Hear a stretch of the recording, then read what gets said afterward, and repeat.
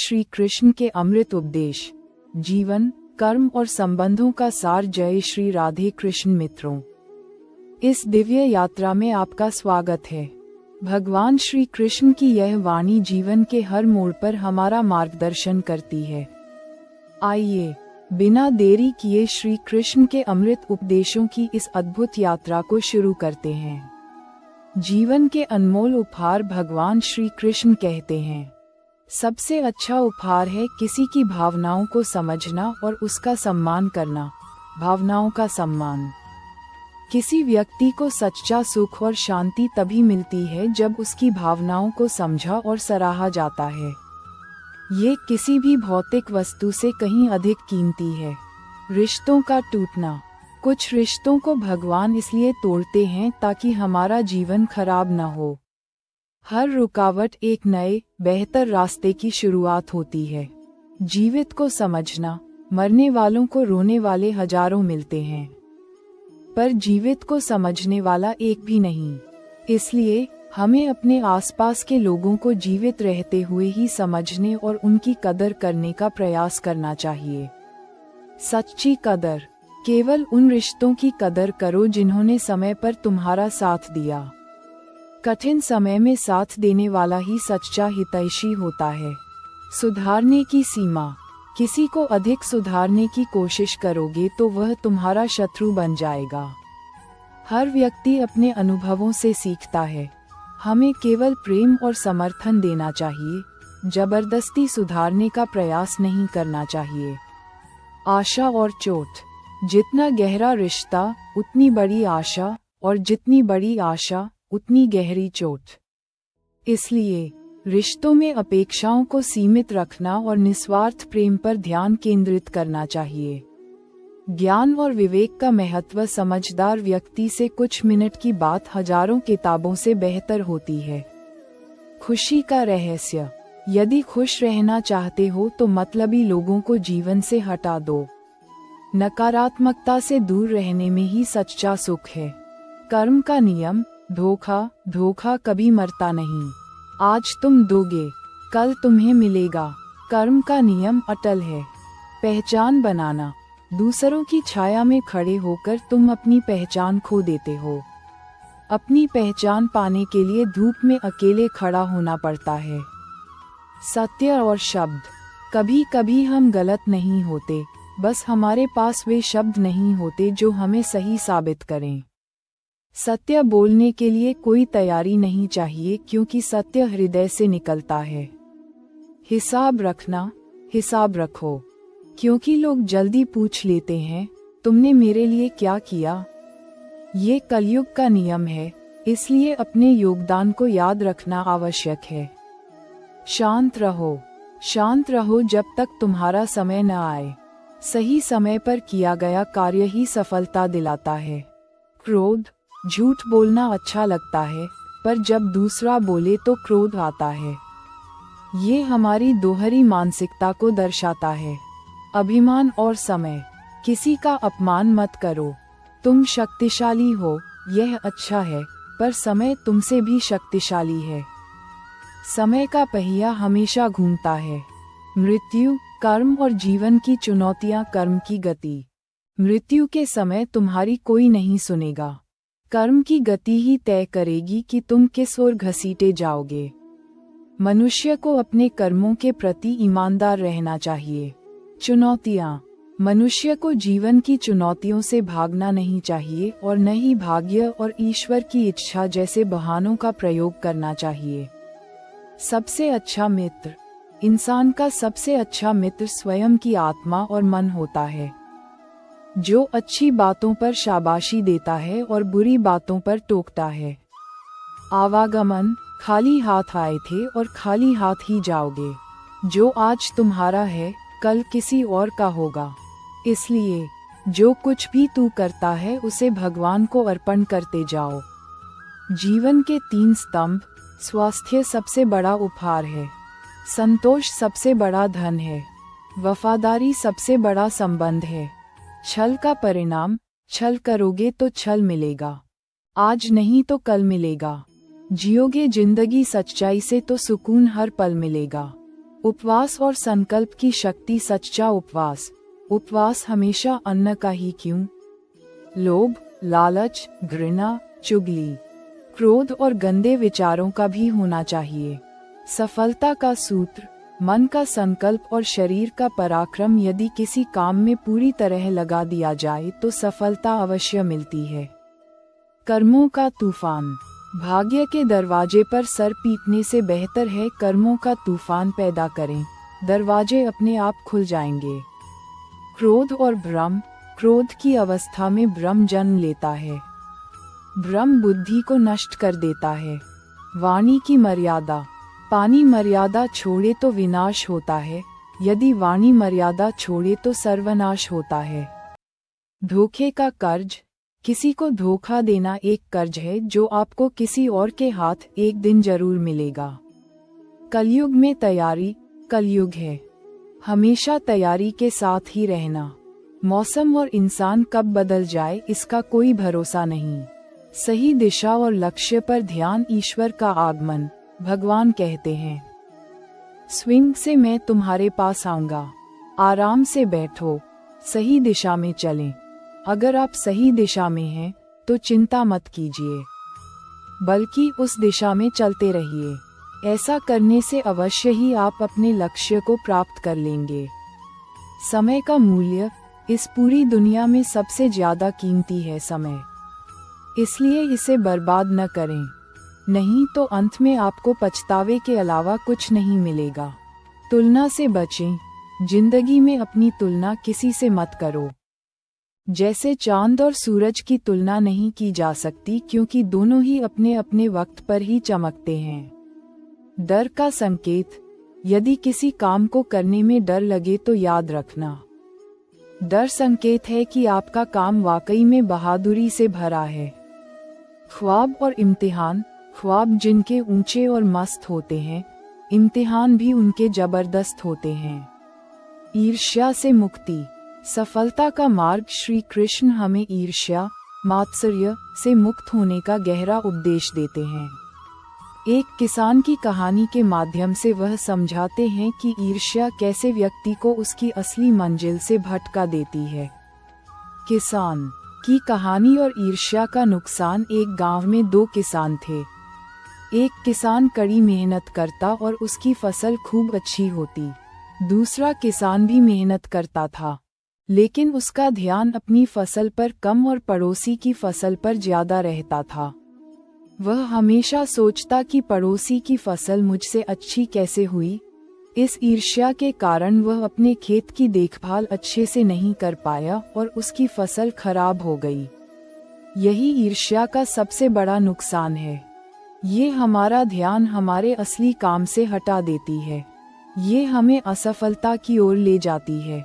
ईर्ष्या की जड़ और आत्मविश्वास कमतर समझना। जब हम किसी के प्रति ईर्ष्या करते हैं तो असल में हम ये स्वीकार कर रहे होते हैं कि हम खुद को उनसे कमतर मानते हैं। यात्रा अलग। सच्चाई ये है कि हर व्यक्ति की यात्रा अलग होती है। किसी की सफलता हमें यह नहीं दिखाती कि हम असफल हैं, बल्कि यह हमें प्रेरित कर सकती है। महाभारत के उदाहरण। दुर्योधन की विडंबना। जब दुर्योधन ने पांडवों को जलाने की योजना बनाई थी, तब उसने यह नहीं सोचा कि स्वयं को कैसे महान बनाया जाए। ईर्ष्या व्यक्ति को दूसरों को गिराने में व्यस्त कर देती है, लेकिन खुद को उठाने की प्रेरणा नहीं देती। कर्ण की कमजोरी। कर्ण एक महान योद्धा था, लेकिन उसकी सबसे बड़ी कमजोरी थी उसकी अर्जुन से ईर्ष्या। यही जलन उसे अधर्म का साथ देने के लिए मजबूर करती थी। यदि उसने ईर्ष्या छोड़कर अपने कौशल को सही दिशा में लगाया होता, तो वह महानायक के रूप में याद किया जाता। आंतरिक शांति और कर्मयोग क्षमता का उपयोग।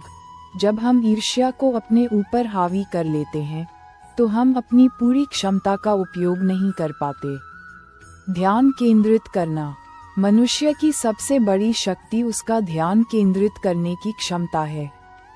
जब ये ध्यान दूसरों की उपलब्धियों की ओर जाता है, तो यह ईर्ष्या में बदल जाता है।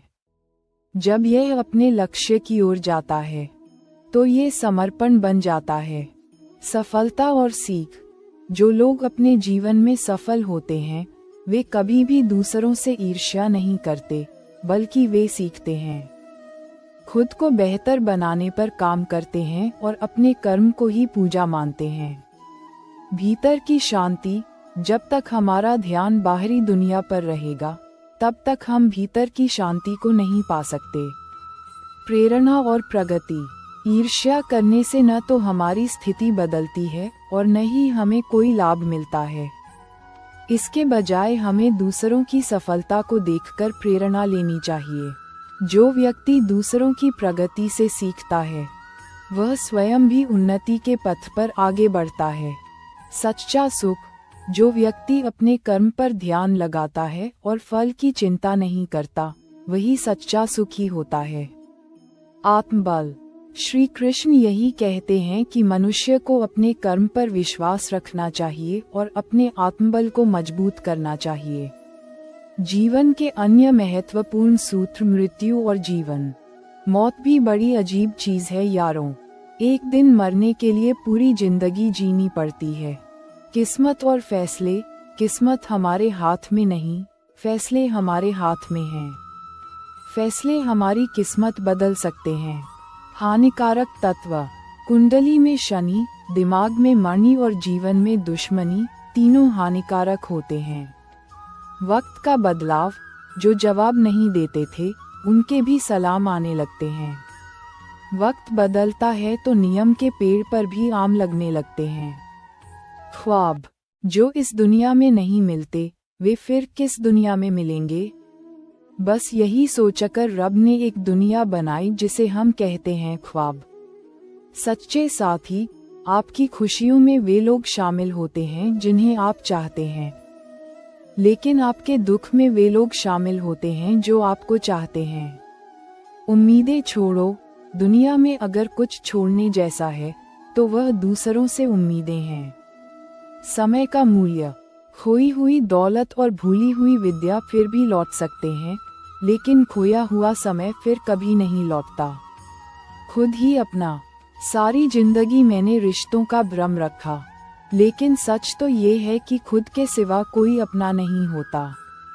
सुई बनो। संसार में सुई बनकर रहें, कैंची बनकर नहीं। सुई दो को एक कर देती है और कैंची एक को दो कर देती है। प्यार और आदत। तुम्हें मोहब्बत कहाँ, तुम्हें तो सिर्फ आदत थी। अगर मोहब्बत होती तो हमारा पल भर का बिछड़ना भी तुम्हें सुकून से जीने नहीं देता। सच्चा प्यार।